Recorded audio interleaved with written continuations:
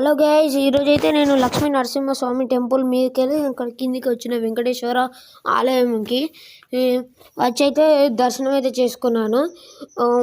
అందరికీ మన సబ్స్క్రైబర్స్ అందరికీ ఆ దేవుడి ఆశీస్సులు మీకు ఉండాలని కోరుకుంటున్నాను. ఇంకా ఫుల్ వీడియో అయితే ఇక్కడ ఆరో కింద ఉంటుంది చూడండి, ఛానల్ కింద ఉంటుంది ఫుల్ వీడియో చూసేసి లైక్ చేయండి, సబ్స్క్రైబ్ చేయండి. సాక్షాత్ వెంకటేశ్వర స్వామి ఇక్కడ వెలిసినాడని చెబుతూ ఉంటారు.